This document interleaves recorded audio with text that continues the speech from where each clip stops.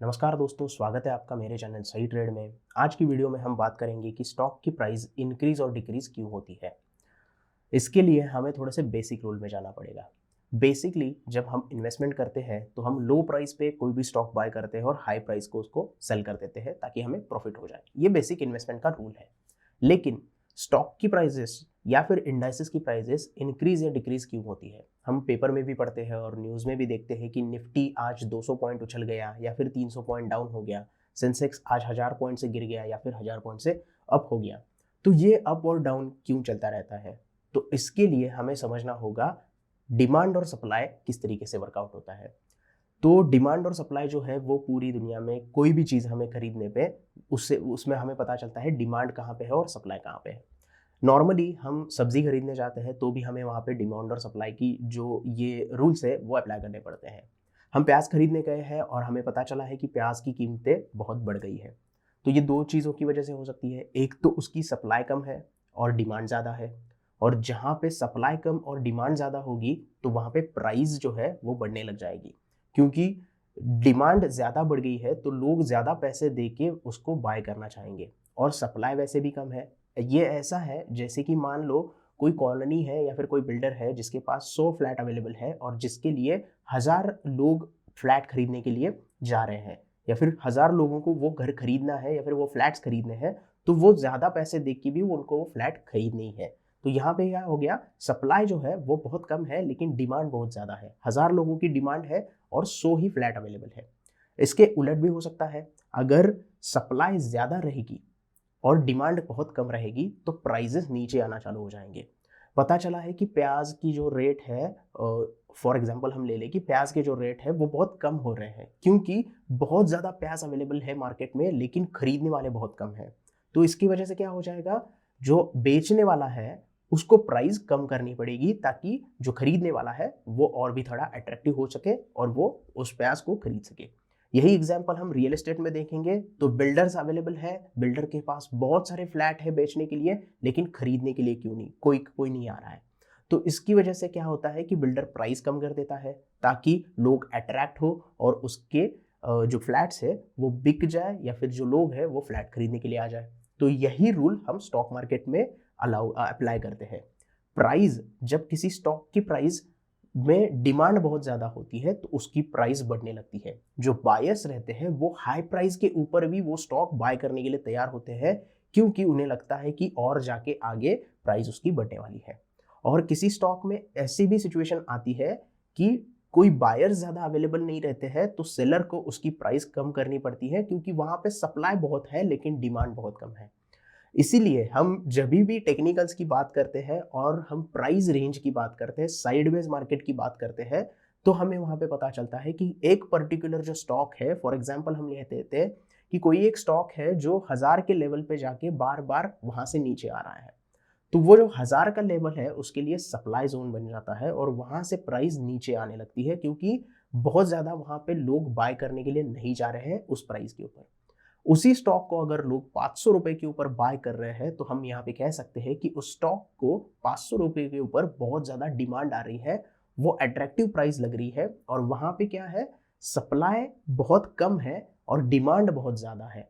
तो इसकी वजह से लोग वहाँ पे हाई प्राइस के ऊपर भी बाय करते जा रहे हैं। इसी वजह से 500 के ऊपर जो स्टॉक आता है वो डिमांड जोन में आ जाता है और डिमांड ज़्यादा होने की वजह से लोग वहाँ पे वो स्टॉक लेने के लिए अट्रैक्टिव हो जाते हैं और स्टॉक की प्राइस बढ़ते बढ़ते बढ़ते ऊपर चली जाती है। और ये कंटिन्यूसली ऊपर क्यों जा रही है, क्योंकि डिमांड नीचे से जनरेट हो रही है और लोग ज़्यादा पैसे देके भी वो स्टॉक बाय कर रहे हैं। तो बेसिकली डिमांड और सप्लाई की वजह से स्टॉक की प्राइस ऊपर और नीचे होती रहती है। वो स्टॉक हो या फिर इंडाइसेस हो, डिमांड और सप्लाई की गेम में ही सारी चीज़ें होती रहती है। अब ये जो डिमांड और सप्लाई है ये किस तरीके से जनरेट होती है, उसके लिए हमें देखना होगा इंफॉर्मेशन का सेक्शन। क्योंकि हमें कोई चीज़ की इंफॉर्मेशन मिलती है तो ही उसमें सप्लाई या फिर डिमांड जनरेट होती है। फॉर एग्जाम्पल ले ले तो इंफॉर्मेशन किस तरीके की हो सकती है, कंपनी के एनुअल रिपोर्ट्स, उसके बाद कंपनी के अर्निंग रेशोज या फिर जो रिजल्ट्स रहते हैं, क्वार्टरली अर्निंग्स या फिर ईयरली अर्निंग्स रहते हैं, उसके हिसाब से हमें पता चलता है कि किस तरीके से डिमांड और सप्लाई रहने वाली है। कॉर्पोरेट गवर्नेंस कैसा है कंपनी का, उसके हिसाब से पता चलता है, या फिर मार्केट बज़ क्या चल रहा है। अब एनुअल रिपोर्ट में हमें कंपनी का विजन पता चलता है, कंपनी 5 साल बाद किस तरीके का ग्रोथ लाने वाली है, किस तरीके के डेट उसके ऊपर है, कौन से उनके नए प्रोडक्ट मार्केट में आने वाले हैं, ये सारी चीज़ें हमें एनुअल रिपोर्ट से पता चलती है। तो एनुअल रिपोर्ट अगर पॉजिटिवली आ जाए, ग्रोथ ज़्यादा दिखाई दे, या फिर कोई नया प्रोडक्ट मार्केट में आना चाहे, या फिर जो प्रीवियस फाइनेंशियल है उसको बीट करते हुए दिखाई दे, जो भी क्वार्टरली रिजल्ट या फिर ईयरली रिजल्ट है उसमें, तो ये एक पॉजिटिव वाइब बन जाता है और मार्केट में क्या होता है, लोग उस कंपनी की तरफ अट्रैक्ट हो जाते हैं और उसकी प्राइस बढ़ने लगती है, क्योंकि लोग ज़्यादा प्राइस के ऊपर भी वो स्टॉक बाय करना चाहते हैं। तो आपको देखना चाहिए इंफॉर्मेशन रिलेटिव है या इरिलेटिव है। रिलेटिव इंफॉर्मेशन कौन सी है, जो आप कंपनी के रिपोर्ट्स में पढ़ते हो या फिर थोड़ा सा एनालिसिस करने के बाद उसकी इंफॉर्मेशन कलेक्ट करते हो। इररिलेवेंट इंफॉर्मेशन कौन सी होती है, जो कभी कभी न्यूज चैनल पे या फिर टेलीग्राम पे या फिर कोई सोशल नेटवर्किंग साइट पे हमें पता चलती है, क्योंकि उसके लिए हमें पूरा डीप एनालिसिस करना पड़ता है और उसके बाद ही हमें पता चलता है कि ये जो न्यूज़ के ऊपर या फिर व्हाट्सएप के ऊपर जो भी न्यूज़ आई है या फिर इंफॉर्मेशन मिली है, यह सही है या गलत है, ये इसके हमें थोड़ी सी जांच करनी पड़ती है और उसके बाद ही उस स्टॉक में जो भी है हमें डिसीजन लेना होता है। तो इन्फॉर्मेशन के लिए हमें कंपनी के जो भी रिपोर्ट्स है वो देखने होते हैं, कॉर्पोरेट गवर्नेंस देखने होती है। उसके बाद जो इम्पॉर्टेंट फैक्टर है वो फंडामेंटल एनालिसिस है। फंडामेंटल एनालिसिस में हम क्या करते हैं कि कंपनी के डिफरेंट डिफरेंट जो रेशोज रहते हैं, जो इन्वेस्टमेंट के रेशोज रहते हैं, उसको थोड़ा सा हम लोग स्टडी करते हैं और उस हिसाब से डिसाइड करते हैं कि कंपनी में आगे जाके डिमांड रहने वाली है या फिर कंपनी में किसी पर्टिकुलर प्राइस के ऊपर सप्लाई आने वाली है। तो हम उसके लिए अर्निंग्स देखते हैं, कॉर्पोरेट गवर्नेंस की जैसे मैंने बात की कि कोई सेबी के रेगुलेटर्स वहाँ पे कोई प्रॉब्लम तो नहीं है, कोई इनसाइडर ट्रेडिंग की प्रॉब्लम तो नहीं है, मैनेजमेंट के ऊपर कोई केसेस तो नहीं चल रहे हैं, मैनेजमेंट अपने एम्प्लॉय के साथ लॉयल है या नहीं है, शेयर होल्डर्स के साथ लॉयल है या नहीं है, ये सारी चीज़ें हमें कॉर्पोरेट गवर्नेंस से पता चलती है। जैसे आप देख रहे हो कि जो अदानी पोर्ट्स में न्यूज़ आई थी कुछ महीने पहले कि कुछ इनसाइडर ट्रेडिंग की बात हुई थी और स्टॉक की प्राइस गिरने लगी थी। तो ये सारी चीज़ें हमें देखनी होती है जिसका प्राइस के ऊपर इफेक्ट हो सकता है, प्राइस इंक्रीज होगी या डिक्रीज होगी इसके ऊपर इफेक्ट हो सकता है। उसके बाद कंपनी का विजन तो आपको एनुअल रिपोर्ट से पता चल जाता है, कंपनी के ऊपर डेट कितना है, अगर वो डेट डिफॉल्ट कर रहे हैं तो वो कितना कर रहे हैं, कंपनी को उससे क्या नुकसान हो सकता है, ये सारी चीज़ें हमें देखनी होती है और उसके बाद ही हम डिसाइड करते हैं कि इस पर्टिकुलर स्टॉक में प्राइस इंक्रीज होगी या डिक्रीज होगी या फिर इसमें अप ट्रेंड आएगा या फिर डाउन ट्रेंड आएगा। उसके बाद हमें टेक्निकल फैक्टर भी देखने होते हैं। टेक्निकल फैक्टर में लिक्विडिटी ऑफ शेयर्स देखने होते हैं, शेयर्स में कितनी लिक्विडिटी है, प्रमोटर होल्डिंग कितनी है, कोई पर्टिकुलर न्यूज़ आ जाए तो उस न्यूज़ का इम्पैक्ट क्या होगा उस पर्टिकुलर शेयर के ऊपर, या फिर वॉर सिचुएशन आ गई तो वॉर सिचुएशन की क्या मतलब हो सकती है, इफेक्ट हो सकते हैं, ये सारी चीज़ें देखनी होती है। उसके बाद टेक्निकल एनालिसिस क्या करते हैं, चार्ट और जो पैटर्न्स रहते हैं उसको थोड़ा सा स्टडी करते हैं।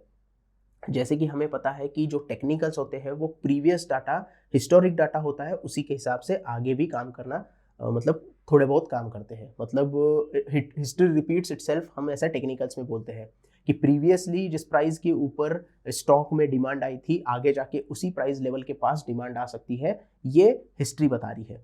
तो इसका स्टडी करना पड़ता है, उसके बाद हमें पता चलता है कि प्राइस ऊपर जाने वाली है या फिर नीचे जाने वाली है। उसके साथ साथ मैक्रो और माइक्रो इकोनॉमिक्स भी देखने होते हैं, गवर्नमेंट की पॉलिसीज आती है, बजट में कुछ अनाउंसमेंट होती है, इन्फ्लेशन रेट फ्लक्चुएट होते रहते हैं, ऊपर नीचे होते रहते हैं, तो इसका भी हमें ध्यान रखना होता है प्राइस इंक्रीज और डिक्रीज के लिए। अगर कोई ऐसा बजट पेश हो गया जिससे बहुत सारे स्टॉक को फायदा हो गया या फिर मार्केट को फायदा हो गया तो मार्केट बढ़ने लगेगा, प्राइस इंक्रीज हो जाएगी। अगर कुछ ऐसा बजट आ गया तो बजट में कुछ निगेटिव चीज़ें आ गई तो मार्केट डाउन होने लगता है, प्राइसेस डिक्रीज होने लगते हैं।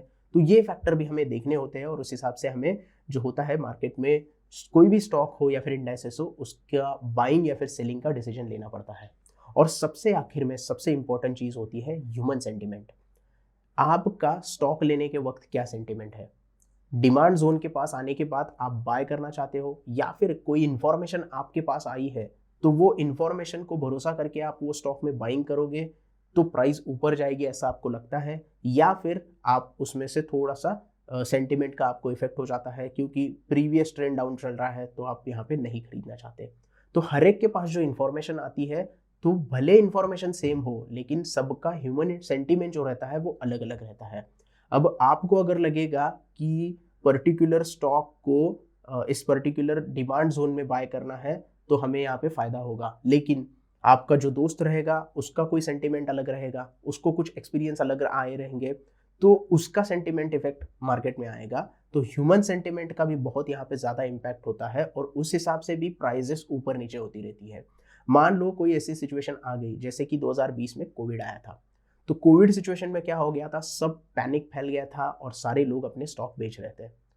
ऐसे में जब बॉटम बन गया तो बॉटम में कोई तो ऐसा आदमी होगा जिसमें भरोसा किया मार्केट के ऊपर, कोई तो ऐसे लोग होंगे जिन्होंने मार्केट के ऊपर थोड़ा सा भरोसा दिखाया या फिर चार्ट्स देखे, प्रीवियसली हिस्ट्री देखी, उस प्राइस के हिसाब से क्या चल रही है और वहां पे बाइंग शुरू कर दी और उसके बाद से प्राइस बढ़ना शुरू हो गया। तो ये सेंटिमेंट इफेक्ट रहता है। जैसे कि कोई वॉर सिचुएशन आ गई, तो वॉर सिचुएशन में क्या होता है कि एक दो दिन स्टॉक मार्केट बहुत ज्यादा गिर जाता है, प्राइस डिक्रीज हो जाती है, लेकिन जहां पे प्राइस गिरी है वहां पे अगर हमारा सेंटिमेंट अच्छा हो जाए कि यहाँ से बाउंस बैक हो सकता है, तो अगर हम उस एरिया में या फिर उस प्राइस जोन में बाय करते हैं तो उसके बाद से सेंटिमेंट इफेक्ट होता है कि नहीं, यहाँ पे प्राइस रुकने वाली है। प्रीवियसली भी चार्ट के ऊपर यहाँ पे रुकी थी और उसके बाद से एक बाइंग मोमेंटम स्टॉक में दिखाई दे सकता है या फिर इंडेक्सेस में दिखाई दे सकता है। तो ये सारी चीज़ें हमें देखनी होती है और उसके बाद ही हम पता कर सकते हैं कि स्टॉक की प्राइस किस तरीके से इंक्रीज होगी या फिर डिक्रीज होगी। लेकिन इस सब का बेस जो है वो सिर्फ डिमांड और सप्लाई है।